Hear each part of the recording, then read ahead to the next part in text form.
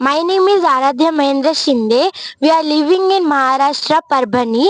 Now currently we are living in Hyderabad, and also I am studying in Hyderabad in 6th class. Now I am going to read 15th chapter of Bhagavad Gita.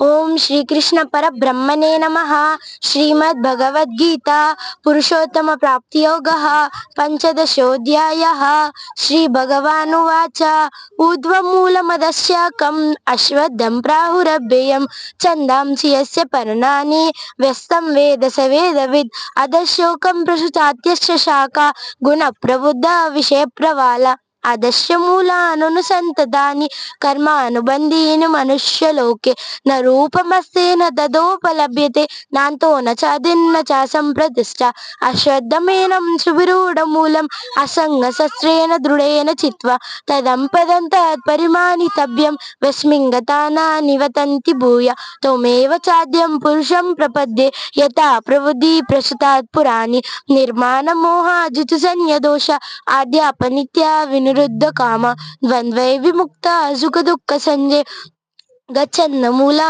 तदमव्ययं तत् न तद्भासयते सूर्यो न शशाङ्को न पावकः यद्दन्तानि निवर्तन्ते तद्धामा परमं मम ममैवांशो जीवलोके जीवभूता सनातना मनसस्यान्द्रियाणि प्रकृतिं स्वामिकर्षति शरीरं यदवाप्नोति यच्चात्तुत्तरमधीश्वरः गृहीतैत्वानि संयाति वायुर्गन्धानि वाशय श्रोत्रं चक्षुत्वशरं च रसनं यानमेव च अधिष्ठाय मनश्चाय विषयानुपसेवते उत्तरमन्तं सितं याभिः भुञ्जानानागुणावृता विमूढानानुपश्यन्ति पश्यन्ति जानचक्षु च एतं तो योगिनश्चर्यं पश्यन्त्यात्मनवस्थितं एतं तो प्राप्मानो नैनं पश्यन्ति चेतसः यदादित्यदतं तेजो जगद्भासेदिखिलं यच्चन्द्रमसि यच्चान्नो तत्तेजो हि दिमामकं गमाविश्य च भूतानि गारायम्य मोजसा पुष्यान्ति जौषधि सर्व सोमो भूत्वा रसाम्रकः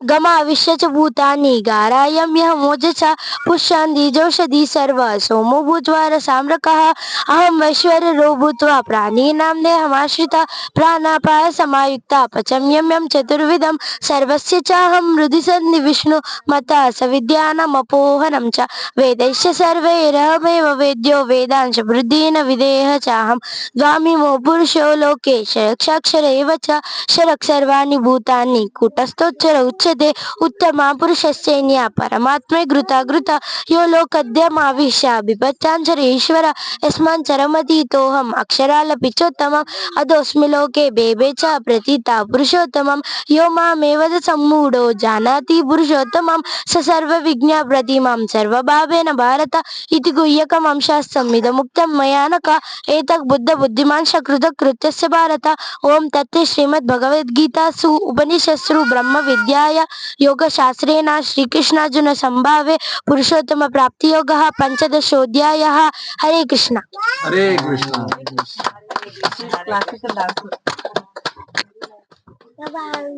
She's a child.